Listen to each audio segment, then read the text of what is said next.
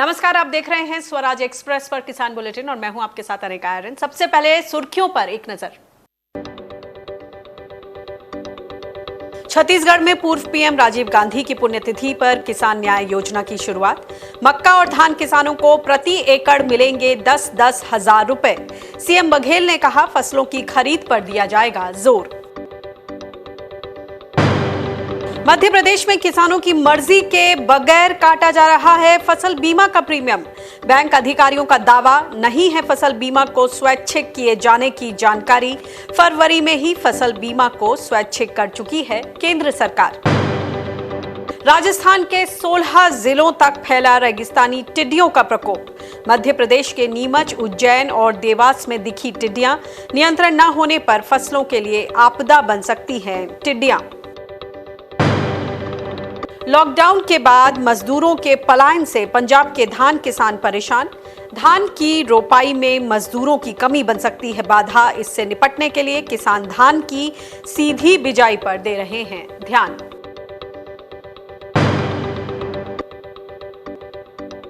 और अब खबरें विस्तार से। छत्तीसगढ़ में पूर्व पीएम राजीव गांधी की पुण्यतिथि के मौके पर राजीव गांधी किसान न्याय योजना की शुरुआत की गई। सीएम भूपेश बघेल ने की शुरुआत की। इसके लिए सरकार ने 5,700 करोड़ रुपए आवंटित किए हैं। इसके तहत 2019 में खरीफ सीजन के धान और मक्का के लिए किसानों को प्रति एकड़ अधिकतम 10,000 रुपए की प्रोत्साहन राशि दी जाएगी। वहीं गन्ना किसानों को प्रति एकड़ 13,000 रुपए दिए जाएंगे। किसानों को ये राशि 4 किश्तों में सीधे उनके खातों में डाली जाएगी। इस योजना के जरिए जिन किसानों ने 1,815 रुपए प्रति क्विंटल के न्यूनतम समर्थन मूल्य पर धान बेचा था, उन्हें प्रति क्विंटल 685 रुपए का अतिरिक्त भुगतान करके 2,500 रुपए प्रति क्विंटल दाम दिलाना है। सरकार ने इसके दूसरे चरण में भूमिहीन कृषि मजदूरों को भी शामिल करने का फैसला किया है। देश का प्रथम राज्य है जो एमएसपी में धान, मक्का और गन्ना की खरीदी कर रहा है तथा पृथक से राजीव गांधी किसान न्याय योजना के माध्यम से आदान राशि, प्रोत्साहन राशि दे रहा है। इस योजना के अंतर्गत आदान राशि का निर्धारण प्रति वर्ष पृथक से किया जाएगा। इस वर्ष राज्य के धान एवं मक्का उत्पादक किसानों को 10,000 रुपये प्रति एकड़ एवं गन्ना उत्पादक किसानों को 13,000 रुपये प्रति एकड़ आदान राशि दी जाएगी। वर्ष 19-20 में 19 लाख धान, मक्का एवं गन्ना उत्पादक किसानों को 5,750 करोड़ रुपये की राशि वित्तीय वर्ष 2020-21 में दी जाएगी। प्रथम किस्त के रूप में 1,500 करोड़ रुपये की राशि कृषकों के खाते में सीधे की जा रही है। आदरणीय राजीव जी के पुण्यतिथि के दिन इस महती योजना का आरंभ कर हम उन्हें विनम्र श्रद्धांजलि अर्पित कर रहे हैं। राजीव गांधी किसान न्याय योजना के क्रियान्वयन से राज्य के किसानों के जीवन में खुशहाली का नया दौर आरंभ होगा। यह उल्लेखनीय है, योजना से लाभान्वित होने वाले 90% कृषक बीपीएल, अनुसूचित जाति, जनजाति, पिछड़े वर्ग और ओबीसी वर्ग के हैं। राज्य सरकार के पास सीमित संसाधन होने के बाद भी हमने यह निर्णय लिया है कि न्याय योजना के द्वितीय चरण में ग्रामीण भूमिहीन मजदूरों को भी शामिल किया जाएगा और इसके लिए मुख्य सचिव के अध्यक्षता में सचिवों की एक कमेटी बनाई गई है जो 2 महीने के भीतर में पूरे कार्य योजना बनाकर मंत्रिमंडल के समक्ष प्रस्तुत करेंगे। इस पर और ज्यादा बातचीत करने के लिए हमारे साथ कृषि विशेषज्ञ देवेंद्र शर्मा जी जुड़ गए हैं। देवेंद्र जी, स्वागत है आपका किसान बुलेटिन में। राजीव गांधी की डेथ एनिवर्सरी पर छत्तीसगढ़ सरकार ने पहले से ही ये बात कही थी कि हम इस योजना को शुरू करने जा रहे हैं, राजीव गांधी किसान न्याय योजना। अब आप भी लंबे समय से इसका पुरजोर आप ये बोलते रहे हैं कि किसानों के हाथ में सीधी रकम दी जाए, बोनस और प्रोत्साहन राशि ये सब चलता रहता है, मगर जब तक सीधी रकम नहीं दी जाएगी तब तक किसानों की माली हालत नहीं सुधरेगी। ये सिंबॉलिकली कितना रेलेवेंट स्टेप है?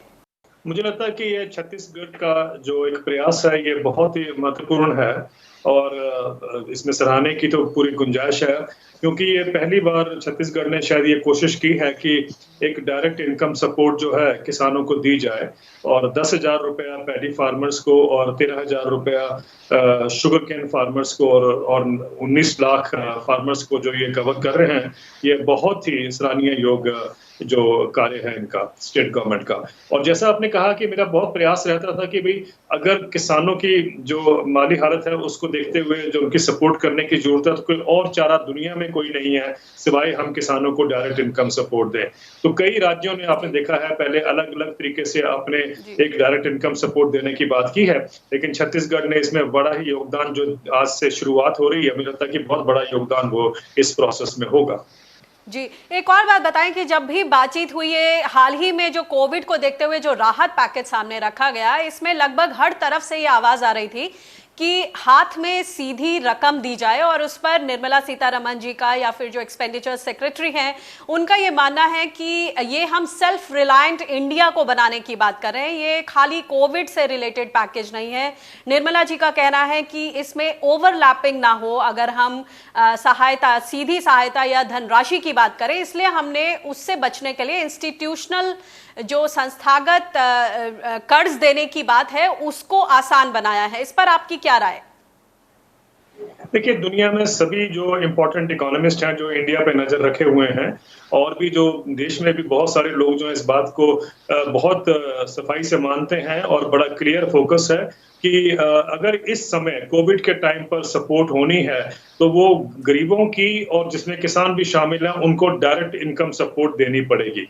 और ये जब सब लोगों का विचार है इस बात पे, और ये भी हम मानते हैं कि अगर हम जो मेजर्स लेके आ रहे हैं डेवलपमेंट के लिए, एग्रीकल्चर के इम्प्रूवमेंट्स के लिए, वो तो कई सालों से चलते आ रहे हैं और चलते रहने चाहिए। हम इस बात का पूरा सहयोग देते हैं और सोचते हैं कि बिल्कुल ठीक है ये प्रोसेस। लेकिन इस समय पर जबकि एक क्राइसिस इतना भयंकर है और इस समय डायरेक्ट इनकम सपोर्ट किसानों को चाहिए, तो ये कहना कि भाई हम कोविड नहीं और कोविड के अलावा हम रिफॉर्म्स कर रहे हैं, ये तो रिफॉर्म 4-5 साल से चल रहे थे और अभी भी इसको इम्प्लीमेंट होने में या इसको फ्रेक्टिफाई करने के लिए आप देखेंगे कम से कम 3 साल या 4 साल लगेंगे।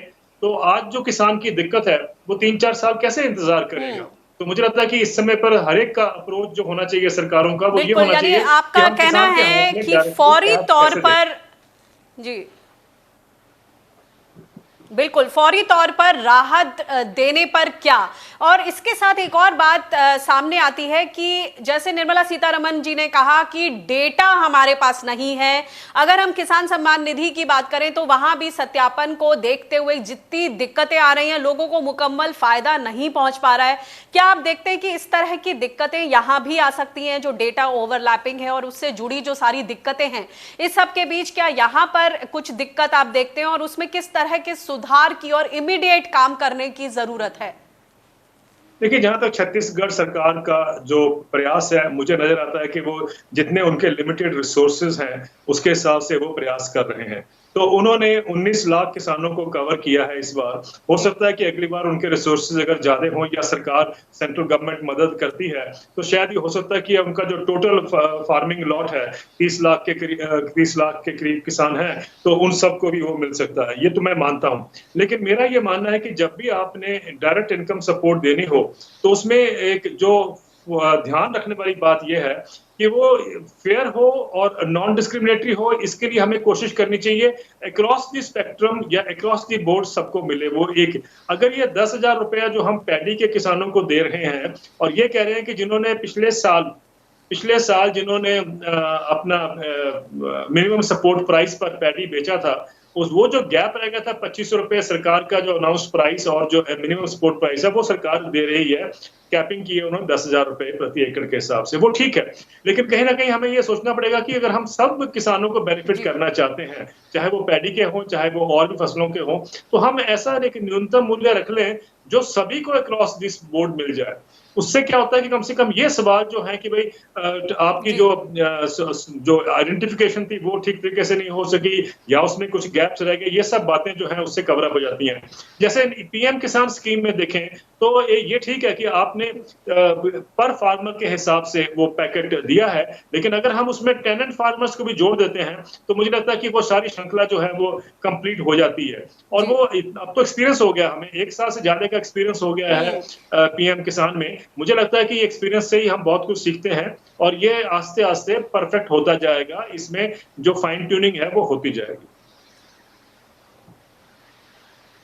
जी, आपने जैसे लैंडलेस लेबरर्स की बात की, इसमें जो लैंडलेस फार्मर्स हैं उनके लिए भी दूसरे चरण में इस योजना में उनको शामिल किया गया है। कितना अच्छा कदम मानते हैं आप, क्योंकि अब तक जितनी भी स्कीमें थी उसमें लैंडलेस फार्मर्स के लिए कुछ भी ठोस सामने नहीं होता था। बिल्कुल ठीक कहा आपने, और इसलिए मैं कह रहा हूं कि ये बहुत महत्वपूर्ण डेवलपमेंट है जो छत्तीसगढ़ सरकार ने की है, क्योंकि अगर आप टेनेंट फार्मर्स को जोड़ते हैं तो ये एक बाकी स्टेट्स के लिए जहां पर ये कहा जाता था कि हम टेनेंट फार्मर्स को आइडेंटिफाई नहीं कर पा रहे हैं या और दिक्कतें आ रही हैं, कम से कम उनके लिए एक लेसन होगा कि वो छत्तीसगढ़ से सीख सकते हैं और उसको इम्प्रूव भी कर सकते हैं फर्दर अपनी अपनी रिक्वायरमेंट के हिसाब से। वो जरूरी है, क्योंकि मेरा मानना यह है कि आने वाले दिनों में हम देखेंगे कि पीएम किसान ही एक रास्ता रह जाएगा, या डायरेक्ट इनकम सपोर्ट किसी भी नाम से हम कहेंगे उसको, वही एक रास्ता रह जाएगा कि किसानों का जो लॉस है उनका इतने सालों से जो होता है उसको पार्टली कंपनसेट करने के लिए। मैं ये नहीं कह रहा कि सारा उनका लॉस हम जो है कवर अप कर पाएंगे, लेकिन कम से कम कुछ तो लॉस जो है वो उनका कवर अप किया जाएगा। और ऐसे समय में जहां कोविड की हम सिचुएशन की बात करें तो जहां पर उनके हाथ में नकदी की बहुत जरूरत है, तो ये एक अपॉर्चुनिटी भी है कि उनके हाथ में हम कैश ट्रांसफर कर रहे हैं। जी, बहुत बहुत शुक्रिया हमसे बातचीत करने के लिए। कि तो यानी सही मायनों में ये एक नज़ीर सामने पेश करेगा ये राज्य, और सही मायनों में लोगों को न्याय मिल पाएगा। बहुत बहुत शुक्रिया हमसे बातचीत करने के लिए। केंद्र सरकार ने प्रधानमंत्री फसल बीमा योजना को किसानों के लिए वैकल्पिक बना दिया है। इसके बावजूद किसानों की मर्जी के बगैर उनके खाते से बीमा प्रीमियम की रकम काटी जा रही है। मध्य प्रदेश के होशंगाबाद जिले के किसान आनंद शर्मा ने स्वराज एक्सप्रेस को अपनी आप बीती भेजी है। इनकी माने तो इन्हें फसल बीमा योजना से लाभ की बजाय नुकसान हो रहा था, इसलिए उन्होंने इस योजना से बाहर निकलने का मन बना लिया। लेकिन लॉकडाउन के चलते वे बैंक नहीं जा सके। इस दौरान डाक के जरिए भी उन्होंने बैंक को इसकी सूचना भेजी। इस सब के बावजूद 30 अप्रैल को उनके खाते से फसल बीमा के प्रीमियम के तौर पर 30,000 रुपए काट लिए गए। दरअसल पहले बैंकों से कर्ज लेने वाले किसानों के लिए फसल बीमा कराना अनिवार्य था, लेकिन 19 फरवरी 2020 को केंद्रीय कैबिनेट में फसल बीमा को स्वैच्छिक बनाने का फैसला लिया गया। इससे जुड़ा निर्देश 22 अप्रैल को जारी किया गया, जिसके मुताबिक जिन किसानों को फसल बीमा नहीं कराना है उन्हें बैंकों को इसकी लिखित जानकारी देनी होगी। लेकिन आनंद शर्मा के मामले में बैंक अधिकारियों का दावा है कि उन्हें फसल बीमा को स्वैच्छिक किए जाने से जुड़ा कोई भी आदेश अब तक नहीं मिला है। अगर ये दावा सही है तो इसका मतलब है कि सरकार का इतना महत्वपूर्ण आदेश बैंकों तक पहुंचा ही नहीं है। वहीं दूसरी तरफ किसानों को बीमा क्लेम का भुगतान भी वक्त पर नहीं मिल रहा है। मध्य प्रदेश के ही सागर में भारतीय किसान श्रमिक जनशक्ति यूनियन ने जिलाधिकारी को ज्ञापन सौंपकर साल 2018-19 के रबी और खरीफ सीजन के बीमा क्लेम का पैसा नहीं मिला है, इसके बाबत उन्हें मांग पत्र ज्ञापन सौंपा।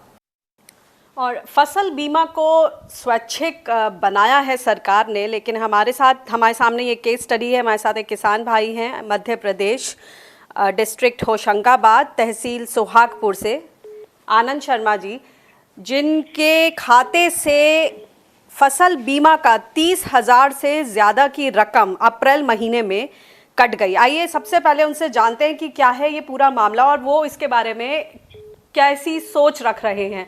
जी आनंद जी, स्वागत है आपका किसान बुलेटिन में। आपका केस हमने दिखाया, खास बातें, आपको क्या गुस्सा आ रहा है, क्या स्थिति है जब सरकार ने बार बार इसको स्वैच्छिक बोलने की बात की, बोला कि हम किसानों को ऑप्ट आउट का मौका देंगे, उसके बाद आपके खाते में से वो भी कोरोना संकट के आपदा के बीच आपके खाते से 30,000 रुपए कट जाते हैं, क्या कहेंगे आप? मैम मेरा ये कहना है कि मुझे इतना ज्यादा गुस्सा आ रहा है इस टाइम पे कि एक तो हम बैंकों में पहुंच नहीं पा रहे हैं, और दूसरा जब सरकार ने ये कर दिया है कि स्वैच्छिक हो गया है, तो हमको कोई मदद करने वाला नहीं है इस टाइम पे, और कोई जानकारी नहीं लग पा रही है। मैंने फेसबुक और ट्विटर के माध्यम से और व्हाट्सएप के माध्यम से देखा था कि फसल बीमा स्वैच्छिक हो गई है, लेकिन जब मैंने बैंक में संपर्क किया, अपना आवेदन लेके गया कि मेरे को बीमा नहीं कटवाना है, दूसरा पैसे कटने का मैसेज जब मेरे पास आया, तो उसके बाद भी बैंक अधिकारी जो है वो मदद करने को तैयार नहीं है। वो ये कहते हैं कि हमें इस विषय में कोई जानकारी नहीं है और ऐसा कुछ नहीं हुआ है। और वो इसमें मैं पेनाल्टी बताना चाहूंगी कि 19 फरवरी को जो कृषि मंत्री हैं नरेंद्र सिंह तोमर, उन्होंने इसके बारे में ऐलान किया कि ये स्कीम अब स्वैच्छिक हो गई है। इस बाबत 22 अप्रैल को मिनिस्ट्री की तरफ से एक लेटर जारी हुआ जिसमें एक फॉर्म दिया गया है जिसमें किसान भाई अपनी अपनी तरफ से अपनी इच्छा जाहिर कर सकते हैं, यानी ऑप्ट आउट का उसमें मौका दिया गया है। ये सब होने के बावजूद क्या आपको इस फॉर्म के बारे में पता था, या फिर जब आपने बैंक अधिकारियों से संपर्क किया तो उनका इसके बारे में क्या कहना था? उनका ये, बैंक वालों का ये कहना है कि उनको इस विषय में कोई जानकारी नहीं है। बड़ी मुश्किल से मेरे को इस बैंक में मैनेजर से संपर्क करने में 15 दिन लग गए, क्योंकि लॉकडाउन की वजह से इतनी भीड़ होती थी और मतलब बड़ी मुश्किल से मैं मैनेजर से संपर्क कर पाया। यानी कि बैंकों तक इस गाइडलाइंस ये नहीं पहुंची हैं स्वैच्छिक को लेकर। बिल्कुल ये गाइडलाइन बैंक तक बिल्कुल नहीं पहुंची है, और मतलब वो एकदम अनजान बन रहे हैं कि बोले ये ऐसा हो ही नहीं सकता। वो साफ सरासर कहते हैं कि ये तो आरबीआई और केंद्र सरकार की तरफ से मतलब पेटेंट है कि भाई ये तो फसल बीमा काटना अनिवार्य है। हम लोग बिना पहले हम बीमा काटेंगे, उसके बाद ही कई बार जो लोन की प्रक्रिया है और वो सब चीजें जो है आगे करते हैं। मतलब उनको बिल्कुल नॉलेज है ही नहीं इस विषय पे। और आप पेनल्टी को लेकर बता रहे थे, बताएं। हाँ, मैंने उनसे पूछा। एक चीज और ये बात सामने आई थी कि भाई बैंक मैसेज कर रही है इस टाइम पे कि इस टाइम पे जो ब्याज है, मान लो, या ब्याज और बीमे की जो है वो अप्रैल मई में ना लेके वो हमसे जून में लेगी, मैसेज कर रही है बकायदा। और जब मैंने उनसे संपर्क किया तो वो कह रहे हैं कि आपके अकाउंट में पेनाल्टी लग रही है, आप जल्दी से जल्दी जमा कर दीजिए उसको। यानी एक तरह से हड़बड़ाहट और मतलब पूरी जानकारी नहीं दी गई और ऊपर से और हड़बड़ाहट का सा माहौल बना दिया। बिल्कुल बिल्कुल बिल्कुल, मतलब इतना कंफ्यूजन है।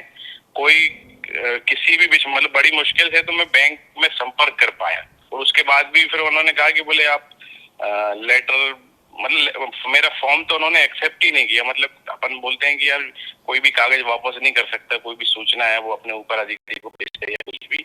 उन्होंने भी मेरे को भगा दिया, ये मान के चलिए आप। बोले भाई साहब अभी हमारे पास टाइम भी नहीं है, और ये आप वेस्टेज टाइम कर रहे हैं इस टाइम, ऐसा कुछ है ही नहीं है, आप कंफ्यूज है। मतलब आपके साथ साथ और ऐसे कितने लोग हैं जिनको आप जानते हैं आपके सर्कल में, जिनके साथ कुछ इस तरह की स्थिति सामने है? मेरे साथ लगभग 5-7 लोग ऐसे हैं जिनके अकाउंट पे पेमेंट कट गया है, उनके मैसेज भी मैंने देखे हैं। मेरे साथ ही एक ही हमारा ये जो बैंक है, ये सेमरी हरचंद हमारे सुहागपुर शहर से 11 किलोमीटर दूर एक जगह है, वहां पर है ये हमारा बैंक। मैं ये कहना चाहूंगा कि ये चीजें ऊपर की ऊपर सिर्फ कागजों पे तो हो, जमीन पे नहीं है, बिल्कुल एक ढेले की जमीन पे बिल्कुल नहीं है वो, और वो वहां से चल भी नहीं रही है। या तो उनको गति दी नहीं जा रही है या वो गति देना ही नहीं चाहते हैं किसी कंडीशन में।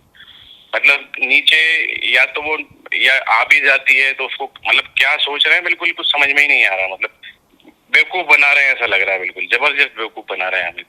बहुत बहुत शुक्रिया इस केस को हमारे सामने रखने के लिए, और हम इसको आगे बातचीत करेंगे और कोशिश करेंगे कि आपको इस मामले में राहत मिल जाए। जी धन्यवाद अनिका जी। इस मुद्दे पर और ज्यादा बातचीत करते हैं कि क्या कुछ हो सकता है, किस तरह का दबाव बनाया जा सकता है। केदार जी, स्वागत है आपका किसान बुलेटिन में। ये मुद्दा हमने आपको पहले भी आपसे बातचीत हुई, इस पर जो आनंद शर्मा जी का जो ये मामला है फसल बीमा को लेकर, इस पर आपकी क्या प्रतिक्रिया और किस तरह का दबाव बनाया जा सकता है कि इनको अंततः राहत मिले?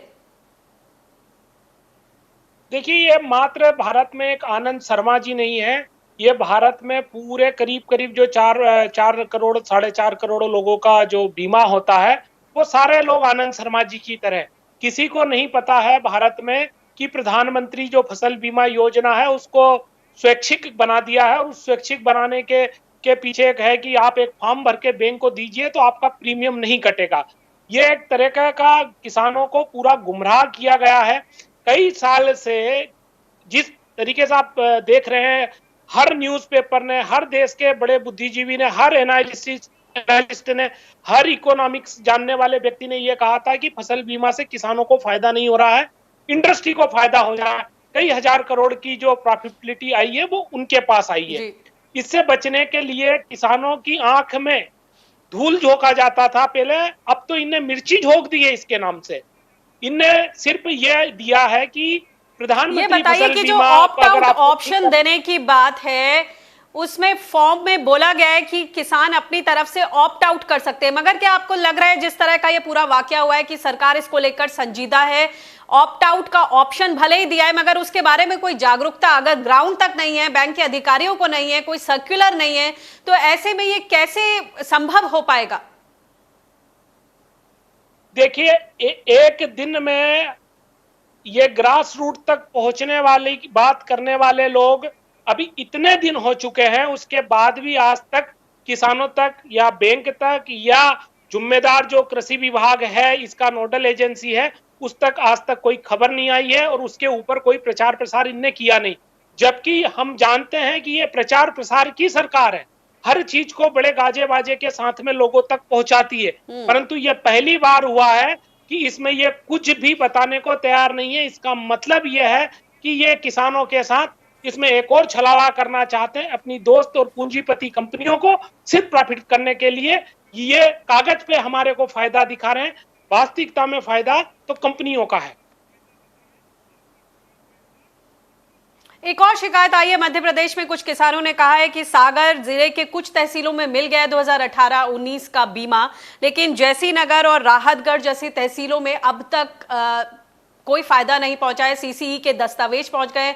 आपको क्या लगता है कि किस तरह का कुछ बदनीयती है, कुछ घोटाला है इसमें निहित कि लोगों को इसका फायदा नहीं मिल पा रहा है, और आप लोग अब किस तरह का दबाव बनाएंगे इस मार्फत? देखिए, ये जो सीधी की बात आई है ये पूरे मध्य प्रदेश की बात है। हमारा करीब 35 लाख किसानों का फसल बर्बाद हुआ था 2018 में। इनने मात्र 9,30,000 लोगों को बीमा दिया है। उस 9,30,000 में भी 6 लाख, दावे के साथ बोल रहा हूं, 6 लाख लोगों को प्रीमियम की जितनी राशि दी है उससे थोड़ा बहुत कम ज्यादा मिला है, बाकी उनको कुछ भी नहीं मिला है। बात रही है इसकी दबाव की, तो अभी लॉकडाउन खत्म होते ही हम लोग सड़क पे होंगे, इसको सुधार करेंगे। सदन इनकी है तो सड़क हमारी है। एक और बात क्या बताता हूं आपको, किस तरीके से बीमा कंपनियां किसानों को लूट रही है। हमारे मध्य प्रदेश के जो मुख्यमंत्री जी हैं वो सीहोर जिले से आते हैं, सीहोर जिले से ताल्लुकात रखते हैं। उस सीहोर जिले में एक गांव है कलवाना, वहां के जो किसान हैं उनका बीमा खाते में आ गया, बीमे की राशि खाते में आ गई है। अब बैंक और बीमा कंपनी उन पे दबाव बना रही है कि आपके आधार कार्ड में त्रुटि थी इसलिए आपसे हम पैसा वापस ले लेंगे। ये कौन सी बात हुई? आपने फसल का बीमा किया है, जमीन का बीमा किया है, कोई व्यक्ति का हेल्थ इंश्योरेंस नहीं किया था। तो इस तरह की कई जगह लूट दिख रही है। इस लूट का शुक्रिया केदार जी, समय की पाबंदी है। बहुत बहुत शुक्रिया इस इनसाइट के लिए। हम इस पर आगे भी नजर बनाए रखेंगे। बहुत बहुत शुक्रिया, धन्यवाद। तो जहां एक तरफ फसल बीमा के भुगतान और उससे बाहर आने का मामला है, वहीं वनोपज पर निर्भर आदिवासी सरकार से फसल बीमा की मांग कर रहे हैं। ओडिशा के आदिवासियों का कहना है कि फसल बीमा ना होने से उन्हें फसल नुकसान पर कोई मुआवजा नहीं मिल पाता है। पहले तो कोविड का संकट और अब अम्फान तूफान की वजह से उन्हें अपनी खेती बाड़ी को लेकर और उसके भविष्य को लेकर बहुत चिंताएं हैं। फसल बीमा बा इंश्योरेंस जहाँ को कहा जाए से किसी क्षतिपूरण पाँच, किंतु आमर जो वनांचल आदिवासी भाई माने जो माने बनर लघु वन द्रव्य गुड़ाक सब संग्रह कर चलुँच, से गुड़ा जो बात्या समय सब नष्ट हो जाऊँगी तार किसी से बीमा बा इंश्योरेंस मिल पार नहीं। से कौन से सरकार से दिगरे दृष्टि देउनांती। लॉकडाउन के बाद पंजाब से खेती के काम में लगे प्रवासी मजदूरों का तेजी से पलायन हुआ है। इसने किसानों की चिंता बढ़ा दी है। जून से पंजाब में धान की रोपाई शुरू होनी है, लेकिन इसमें मजदूरों की कमी अभी बड़ी समस्या बनने वाली है। इसके अलावा धान रोपाई की मजदूरी भी बढ़ रही है। मजदूर जहां धान की रोपाई के लिए प्रति एकड़ 2500 से 3000 रुपए लेते थे, अब प्रति एकड़ 5000 से 6000 रुपए मांग रहे हैं। हालांकि किसान इस बार धान की सीधी बिजाई पर ध्यान दे रहे हैं। इसमें पानी की खपत कम होती है, मजदूरी भी कम लगती है और बीमारियां भी कम आती हैं। ਸਭ ਤੋਂ ਵੱਡੀ ਮੁਸ਼ਕਲ ਇਹ ਲੇਬਰ ਦੀ ਮੁਸ਼ਕਲ ਆਉਣੀ ਝੋਨਾ ਲਾਉਣ ਵਾਸਤੇ ਜੀ। ਇਹ ਸਭ ਤੋਂ ਵੱਡੀ ਮੁਸ਼ਕਲ ਹੈ ਜ਼ਿਮੀਂਦਾਰ ਦੀ। ਬਸ ਆ ਜਾਂਦੇ ਨੇ ਫਿਰ ਤਾਂ ਕੋਈ ਪ੍ਰੋਬਲਮ ਨਹੀਂ ਹੈਗੀ, ਫਿਰ ਤਾਂ ਅੱਗੇ ਵੀ ਝੋਨਾ ਲੱਗਦਾ ਹੀ। ਤੇ ਜੇ ਨਹੀਂ ਵਾਪਸ ਆਉਂਦੇ ਫਿਰ ਤਾਂ ਬੜੀ ਦਿੱਕਤ ਆਏਗੀ, ਬਹੁਤ ਜ਼ਿਆਦਾ ਦਿੱਕਤ ਆਏਗੀ ਜ਼ਿਮੀਂਦਾਰ ਨੂੰ ਇਸ ਚੀਜ਼ ਦੀ।